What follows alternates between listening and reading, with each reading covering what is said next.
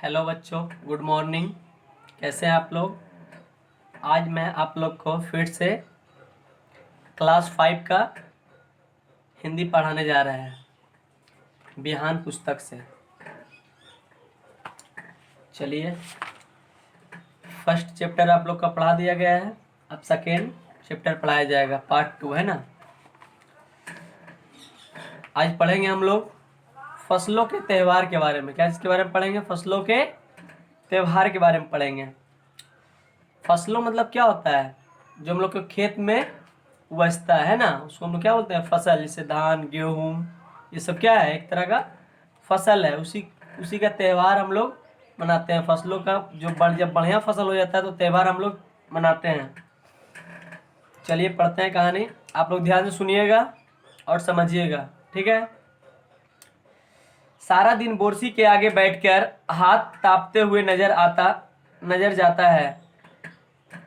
कहाँ तो खिचड़ी के समय धूप के गर्माहट की शुरुआत होनी चाहिए और यहाँ हम सूरज के इंतजार में आस लगाए बैठे हुए हैं। पूरे 10 दिन हो गए सूरज लापता है। आज सुबह तो चारपाई से निकलने की हिम्मत नहीं हो रही थी। मतलब एक कहानी बताया जा रहा है कि बहुत ठंडा का दिन है ना। बहुत ठंडा का दिन है, जनवरी का, है ना। तो वो अपने बारे में बता रहा है कि हमको बोरसी के आगे हाथ तापने, मतलब ठंडा के दिन में हम लोग क्या करते हैं? बोरसी से आग तापते हैं। गुजर जाता है, मतलब सुबह से लेकर बैठते हैं तो कब दोपहर होता है पता नहीं चलता है। खिचड़ी के समय ठंडा में हम लोग क्या करते हैं? खिचड़ी खाते हैं। खिचड़ी की गर्माहट की शुरुआत होनी चाहिए। और क्या क्या होनी चाहिए? जैसे हम लोग बोरसी ताप के उठे, खिचड़ी की स्वाद लेनी चाहिए।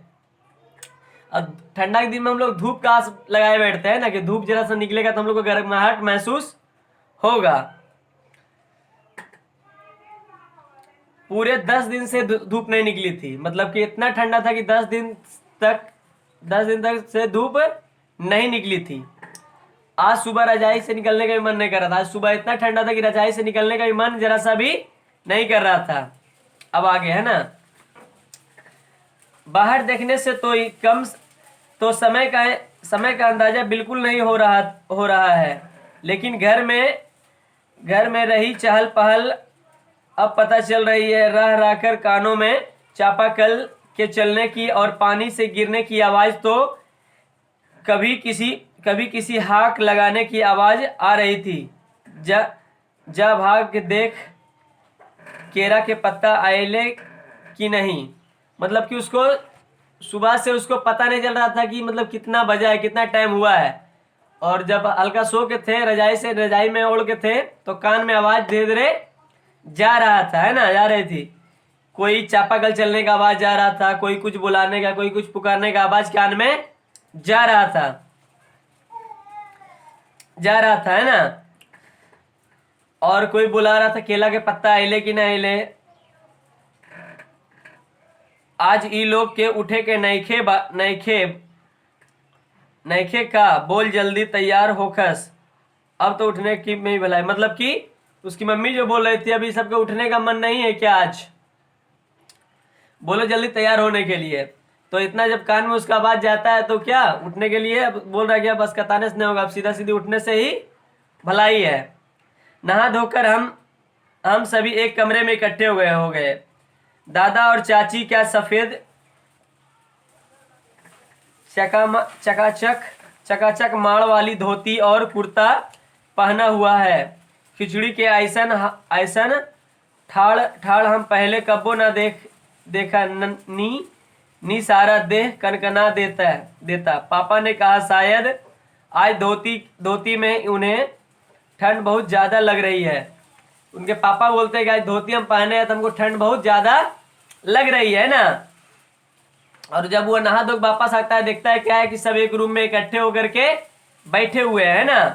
सब एक रूम में बैठे हुए हैं, नया नया धोती कुर्ता पहन के। दादाजी, उसकी दादी, उसकी माँ और उसके पिताजी सब आके कल एक रूम में बैठे हुए हैं। कोई भी त्योहार होता है तो हम लोग साथ घर में इकट्ठे होकर कोई भी चीज खाते हैं और पीते हैं, कुछ जो बनता है ना, वही इसमें भी हुआ। आज तो अपी दीदिया बुरी फंसी, उन्हें ना तो चूड़ा दही दही ही पसंद है और ना ही खिचड़ी, पर आज तो फरमाइश नाश्ता नहीं चलेगा, उन्हें दोनों ही चीज़ों खानी पड़ेगी। आज खिचड़ी जो है खाने के बाद सभी ने गया के आए तिल गुड़ और चीनी के तिलकुट को बड़े चाव से खाए। मतलब उसकी दीदी जो है अप्पी उप्पी बोलते हैं, वो आज बुरी फंसी, क्योंकि उसको नहीं तो दही चूड़ा पसंद है, नहीं तो उसको खिचड़ी पसंद है। और आज वही का दिन था, दही चूड़ा और खिचड़ी का दिन था, जिसको हम लोग बोलते हैं तिल संक्रांत के रूप में मनाते हैं। तिल संक्रांत में सबसे पहले हम लोग दही चूड़ा खाते हैं, अगले दिन फिर क्या खाते हैं, खिचड़ी खाते हैं। तो उसी का दिन था, लेकिन उसकी दीदी को नहीं तो खिचड़ी पसंद था, नहीं तो उसको दही चूड़ा पसंद थी, है ना। तो बेचारी फंस गई थी, फिर हम अब क्या खाए नहीं खाए। तो सभी ने जरा जरा खाया, फिर गया से आया था तिलकुट, वही सब मिल करके ने चाव से खाया। खाते खाते मैं सोच रही थी कि कितनी अलग है ना खिचड़ी जो अभी हम मना रहे हैं। स्कूल में हम खिचड़ी मनाते थे, उसकी अलग ही मस्ती हुई करती थी। छुट्टी का दिन बाद सभी ने छुट्टी के दिन नाव में बैठकर गंगा नदी के सैर और फिर टापू पर बालू में दौड़ते हुए पतंग उड़ाना या उड़ाने की कोशिश करना, कितना मजा आता था। वो अपने बचपन को दिन याद करने लगा। जब वो स्कूल में पढ़ता था, उसको गरम गरम क्या मिलता था, खिचड़ी खाने के लिए मिलता था। वो जाता था जब पिकनिक मनाने के लिए, तो देखता था कि उसके सर लोग खिचड़ी बना रहे हैं और बच्चा लोग क्या करता था, पतंग उड़ाता था, बालू के रेत में दौड़ करके पतंग उड़ाता था छुट्टी के दिन में, है ना। इधर हम पतंग उड़ाते थे, वहीं दूर पर गुरुजी, बिमला, दिरदा, आनंद भी, झिलमिल भैया पर सब मिलकर ईट से बने चूल्हे पर बड़े बड़े कड़ाहों में खिचड़ी बनाते थे। हम भी बीच बीच में अपनी पतंगों को सुस्ताने का मौका देते हुए मटर और प्याज छीलने बैठ जाते। वैसी खिचड़ी फिर दोबारा खाने को नहीं मिली। बाई ढंग से कैसा भी हो, पर है ये खुशियों का त्यौहार। बताया गया है इसमें, वो बता रही है लड़की कि ये खिचड़ी जैसा भी हो, लेकिन जो हम लोग खिचड़ी खा लिए हैं बना करके, है ना, वो ऐसा खिचड़ी आज तक हमको नहीं मिल पाया है। जिस तरह खिचड़ी हम खा लिए हैं स्कूल में, वैसा खिचड़ी फिर दोबारा नहीं मिल पाया है। ये जब पतंग उड़ाते थे तो कभी कभी ये पतंग को सुस्ताने छोड़ देते थे, और ये मटर और प्याज कभी कभी छीलने चली आती थी। अब देखो त्योहार कब मनाया जाता है, तिल संक्रांत का त्योहार कब मनाया जाता है, देखो बता रहे हैं। जनवरी माह के मध्य में भारत में लगभग सभी प्रांतों के फसल में जुड़ी ना कोई त्योहार मनाया जाता है। मतलब बताया गया है जनवरी के मध्य में, जनवरी के बीचों बीच फसलों से जुड़ी कोई ना कोई त्योहार पूरा भारत में कहीं ना कहीं मनाया जाता है। कई फसलों का त्योहार तो जाने पर खुशी बांटता है, तो कुछ लोग इसी उम्मीद में खुश हो जाते हैं। अब कम होगा सूरज की गर्मी बढ़ने से खेती की फसल तेजी से बढ़ेगी, है ना। इसमें बताया जाता है कोई लोग खुश होता है त्योहार के लिए कि आज त्योहार है ना, कोई लोग खुश होता है कि अब चलो ये जनवरी पार होने वाला, कुछ दिन क्या होने लगे, गर्माहट होने लगेगा, है ना, फसल तेजी से बढ़ेगी। सभी प्रांतों और इलाकों का अपना रंग और अपना ढंग नजर आता है। सब लोग अच्छी पैदावार की उम्मीद और फसलों के लिए घर में आने की खुशी का इंतजार करते हैं। जब जनवरी का दिन खत्म होने लगता है तो सब घर में खुश हो जाते हैं। क्यों? क्योंकि अब सबको लगने लगता है कि फसल तैयार हो गया होगा, अब कट करके घर वापस धीरे धीरे फसल आएगा। और सबका त्योहार अब अलग अलग दिन से मनाया जाता है। कौन कौन त्योहार कौन कौन राज्य में फसल के रूप में मनाया जाता है, चलिए हम बताते हैं आप लोग को, है ना। चलिए अब जानते हैं हम लोग कि किस राज्य में किस रूप में फसलों का त्योहार मनाया जाता है ना। तो चलिए जानते हैं। उत्तर प्रदेश, बिहार, मध्य प्रदेश में मकर संक्रांति या तिल संक्रांति के रूप में मनाया जाता है। उत्तर प्रदेश, बिहार, मध्य प्रदेश में तिल संक्रांति या मकर संक्रांति से लोग फसलों का त्योहार मनाते हैं। असम में बिहू, असम में क्या कौन सा त्योहार मनाया जाता है? बिहू, फसलों का त्योहार है ये सब, है ना। केरल में ओणम, केरल में कौन सा त्योहार मनाया जाता है? ओणम। तमिलनाडु में पोंगल, तमिलनाडु में पोंगल। पंजाब में लोहरी, पंजाब में लोहड़ी। झारखंड में सरहुल। गुजरात में पतंग का पर्व। सभी खेती और फसलों से जुड़े त्योहार है। ये सब जितना त्योहार आपको नाम बताए, मकर संक्रांति, बिहू, ओणम, पोंगल, सरहुल, पतंग का त्योहार, ये सब कौन सा त्योहार है? फसलों का त्योहार है। इन्हें जनवरी से मध्य अप्रैल तक अलग अलग समय में मनाया जाता है। सब जगह ये सब अलग अलग मनाया जाता है। जिस प्रकार बिहार में मकर संक्रांति मनाया जाता है जनवरी को, उसी तरह जनवरी से लेकर के अप्रैल तक कहीं अलग अलग टाइम में, अलग अलग समय में सब जगह मनाया जाता है। झारखंड में सरहुल बड़े जोश खरोश से मनाया जाता है। झारखंड में सरहुल का जो त्योहार बहुत ही खुशी से मनाया जाता है।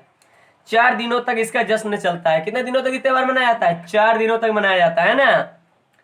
अलग अलग जातियों इसे अलग अलग समय में मनाते हैं। अलग अलग जात के लोग इसे अलग अलग टाइम में मनाते हैं। संथाल लोग फरवरी मार्च में, तो ओरवन लोग इसे मई अप्रैल में मनाते हैं। मतलब सब जात का लोग अलग अलग मनाते हैं, अपना अपना अलग अलग। आदिवासी आमतौर पर प्रकृति की पूजा करते हैं और सरहुल के दिन विशेष रूप से साल के पेड़ की पूजा की जाती है। सरहुल के दिन जो है साल के पेड़ जो रहता है उसी की पूजा की जाती है। यही समय है कि जब साल के पेड़ों की फूल आने लगते हैं और मौसम बहुत ही सुहावना हो जाता है। स्त्री पुरुष दोनों ढोल मंजीरे लेकर रात भर नाचते गाते हैं। चारों ओर फैली हुई छोटी छोटी घाटियां,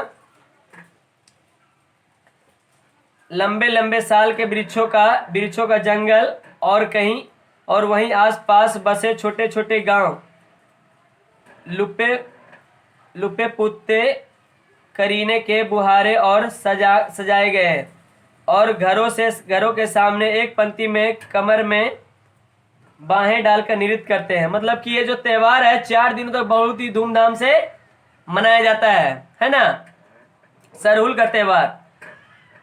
चारों ओर इसकी खुशी फैल जाती है क्योंकि इस दिन में उसका पेड़ का फूल भी नया नया आना शुरू हो जाता है। मौसम एकदम सुहावना हो जाता है, बहुत ही अच्छा मौसम हो जाता है। और लोग जो है कमर में हाथ डाल करके अपना घर के सामने नृत्य करते हैं। देखिए इस प्रकार नृत्य करते हैं, है ना। कमर में हाथ डाल कर अपना नृत्य करे, डांस करते हैं। अगले दिन वे नृत्य करते हुए घर जाते हैं। वह नृत्य मतलब नाचते हुए घर जाते हैं और फूलों के पौधे लगाते हैं। घर जा क्या लगाते हैं? फूलों के पौधे लगाते हैं। घर में चंदा मांगने की भी प्रथा है। घर जाकर के फूल लगाते हैं और चंदा भी मांगते हैं। पर चंदे के मालूम है क्या मांगते हैं? मुर्गा, चावल और मिश्री। चंदा में कुछ पैसा कौड़ी वहाँ के लोग नहीं मांगते हैं। मुर्गा मांगते हैं, चावल मांगते हैं और मिश्री मांगते हैं। 3 चीज मांगते हैं चंदा में, मुर्गा, चावल और मिश्री मांगते हैं। फिर चलता है खाने पीने की खेलों का दौर। इतना सी मांग के आता है, फिर खाने पीने का खेलों का दौर फिर चलता है। तीसरे दिन जाकर के पूजा होती है, जिसके बाद लोग अपने कानों में रसई का फूल पहनते हैं। कानों में क्या पहनते हैं? रसई का फूल पहनते हैं। मतलब तीसरा दिन त्योहार मनाया जाता है। पहले तो मनाया जाता है, डांस करता है, फिर अगले दिन जाकर के घर चंदा मांगता है, मुर्गा, चावल, मिश्री फिर बनाता है, खाता है, फिर आराम से जाकर के पूजा होता है।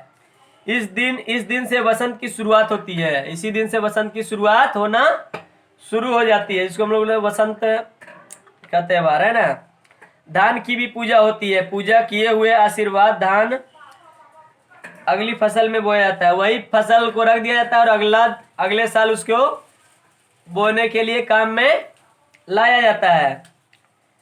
तमिलनाडु में मकर संक्रांति या फसलों से जुड़ी त्योहार पोंगल के रूप में मनाया जाता है। इस दिन खरीफ की फसलें चावल, अरहर और कटहर कटकर घरों में पहुंचाया जाता है। लोग नए धान कूटकर चावल निकालते हैं।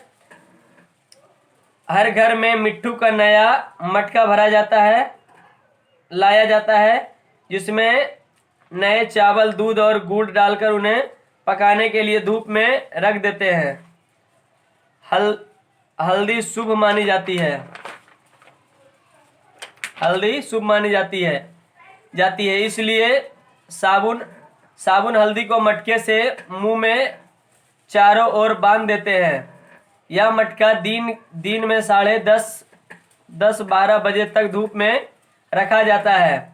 जैसे ही धूप अफान जाता है, दूध चावल मटके से बाहर निकलने लगता है ना। पोंगल खिचड़ी में अफान आ जाता है, वे स्वर्ग सुनाई देती है। मतलब कि पोंगल का त्यौहार लोग जो मनाया जाता है असम में, है ना, तमिलनाडु में, तो वो त्यौहार इसी तरह पूरा धूमधाम से मनाया जाता है। पहले नया नया चावल जो रहता है वो लाता है, मटका लाता है, और इसमें झाँप करके हल्दी से चारों साइड बांध देता है इसका मुंह, है ना। और 10 से 11 बजे तक इसको धूप में लहलाता धूप पे छोड़ दिया जाता है। जब भी उफान आ जाता है, जब भी ऊपर आने के लिए खोजने लगता है, तो इसका मुंह क्या कर दिया जाता है, खोलकर बाहर निकाल दिया जाता है। दूसरी ओर गुजरात में पतंगों के बिना मकर संक्रांति का जश्न अधूरा माना जाता है। गुजरात में लोग जो है मकर संक्रांति मनाते हैं, उसके साथ पतंग भी लोग उड़ाते हैं। अगर पतंग नहीं उड़ाएंगे तो उसको अधूरा मानते हैं लोग, कि अभी तक पतंग को बहुत ही वैल्यू दिया है, क्योंकि मकर संक्रांति के दिन पतंग उड़ाता है लोग, है ना। इस दिन आसमान की ओर यदि नजर उठाए तो शायद हर आकार और रंग रूप की पतंगे आकाश में लहराती हुई मिलेगी। प्रत्येक गुजरात, चाहे वह किसी भी धर्म या आयु का हो, पतंग उड़ाता है। हजारों लाखों पतंगे से सूर्य भी ढक जाता है। मतलब गुजरात में जो है मकर संक्रांति बहुत सारा हर एक जाति के लोग पतंग उड़ाते हैं, और कोई भी उम्र के लोग पतंग गुजरात में उड़ाते हैं। और इतना ज्यादा ऊपर अगर देखेंगे हम लोग तो लाल, बुरू, हरा, मतलब कि टोटल कलर का पतंग आप आसमान में दिखेगा। यहाँ तक कि सूर्य का रोशनी भी कम पड़ाई दिखाई देने लगता है, उधर पूरा छाई टाइप का आने लगता है, क्योंकि पतंग प्रकाश को हल्का हल्का रोक लेते हैं ना ऊपर। हजारों लाखों पतंग उड़ते हैं। कुमाऊं में मकर संक्रांति दुधियाता भी कहते हैं। इस दिन आटे और गुड़ को गूंदकर पकवान बनाते हैं। इन पकवानों को तरह तरह के आकार दिए जाते हैं, जैसे टमरू, तलवार, दामिड़ का फूल आदि। पकवान को तलने के बाद एक माला में पिरोया जाता है और लाया जाता है। बीच में संतरा और गन्ने की टिंडोरी पिटोरी जाती है।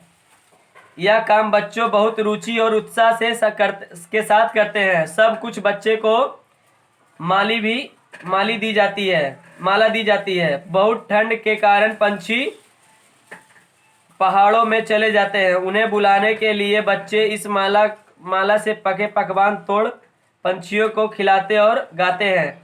मतलब कि कुमाऊं में मकर संक्रांति के दिन लोग बहुत सारा पकवान बनाते हैं। क्या बनाते हैं? बहुत सारा पकवान बनाते हैं, और पकवान का आकार भी देते हैं। कोई भी पकवान डमरू जैसा बनाता है, कोई तलवार के जैसा बनाता है, मतलब सबका आकार अलग अलग दे देता है ना, अलग अलग आकार। और उसको माला जैसा एक पिंदोड़ देता है सबको एक जगह से, और बच्चे को देता है, क्योंकि ज्यादा ठंडा के दिन पंछी लोग कहाँ चल जाते हैं?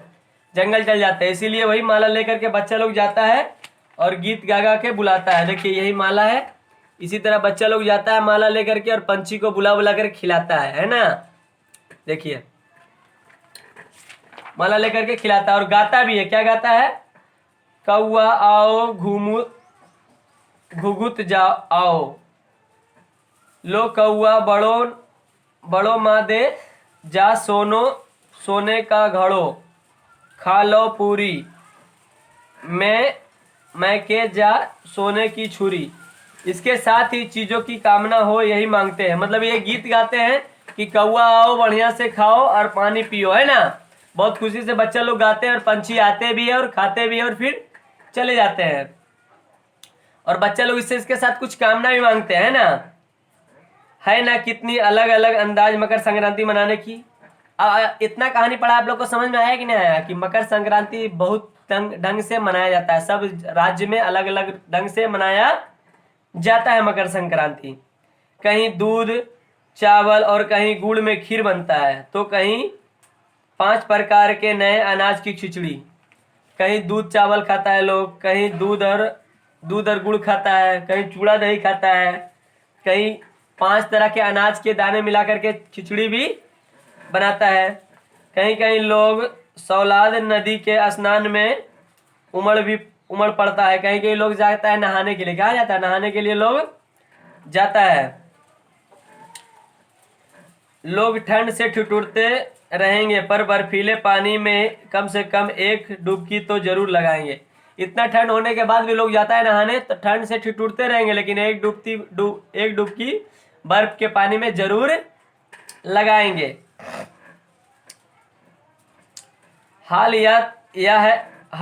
हाल होता है कि इन जगहों पर तिल रखने की भी जगह नहीं होती। तिल से याद आया कि मकर संक्रांति के दिन पानी में तिल डालकर स्नान करना, तिल का दान करना, आग में तिल डालना, तिल के पकवान बनाना विशेष महत्व रखता है। मतलब कि टोटल तिल का त्योहार, हम लोग बोलते हैं तिल संक्रांत। जब स्नान करते हैं कई लोग इसमें तिल डाल करके स्नान पानी में करते हैं, है ना। तिल के दाना, आग में तिल डालते हैं, है ना। तिल के बहुत सारा पकवान बनाते हैं, तिलकुट, ये सब तरह तरह की चीजें बनती है। मकर संक्रांति में तिल का बहुत बड़ा महत्व है। तुम्हारे घर या इलाके में इस त्योहार को कैसे मनाया जाता है? आप लोग को भी पता होगा कि हम लोग के यहाँ किस तरह का मकर संक्रांति मनाया जाता है। इसे खिचड़ी पोंगल मकर संक्रांति या कुछ और कहा जाता है। इसे खिचड़ी भी, मकर संक्रांति भी, पोंगल भी और कुछ भी अनेक नाम से जाना जाता है। या तुम फसलों से जुड़े कोई और त्योहार मनाते हो? यदि तुम आसपास के बात करो तो तुम्हें यह जानकारी हैरान होगी कि कई बार एक ही इलाके में रहने वाले लोग इस त्योहार को अलग अलग ढंग से मनाते हैं। अगर तुम आपस में चारों साइड पूछो, अड़ोसी पड़ोसी से पूछो, तो तुमको पता चल जाएगा कि यह जो त्योहार है ना, मतलब एक ही गांव में लोग, अलग अलग जात के लोग अलग अलग ढंग से इस त्योहार को मनाते हैं, है ना।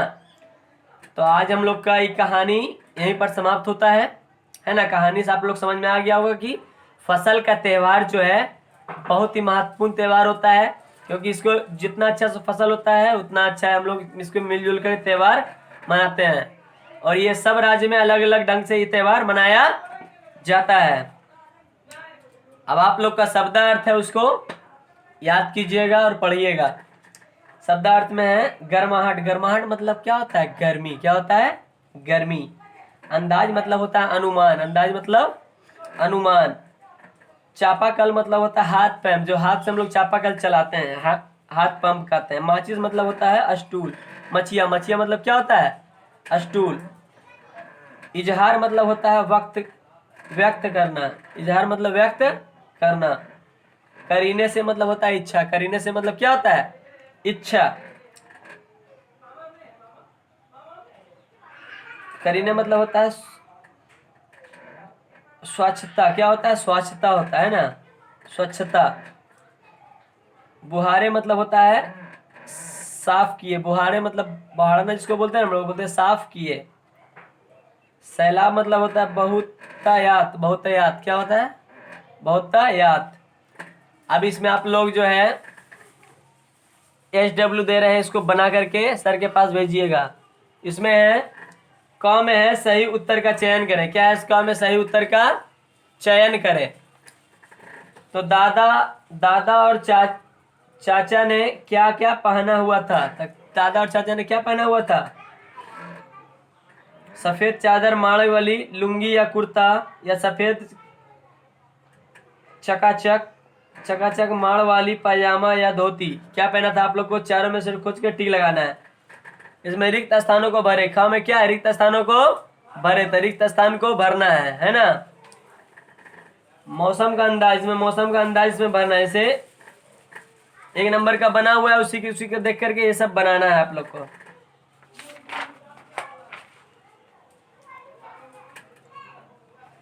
अब है तुम्हारी जुबान। तुम्हारी जुबान किस तरह बात करता है इसे।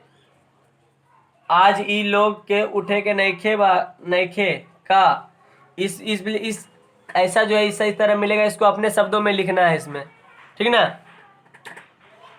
उसके बाद है ये भाषा की बात में, मतलब मिलान करना है। क्या करना है, इसको भरना है। जैसे अदरक, इसमें क्या लिखा हुआ नीचे, खिचड़ी बनाने की विधि दी गई है। इसमें कुछ क्रियाएं छूट गई है, उचित क्रियाओं का प्रयोग करते हुए पूरा कीजिए। अदरक 20 ग्राम है ना, और 20 ग्राम क्या पड़ेगा,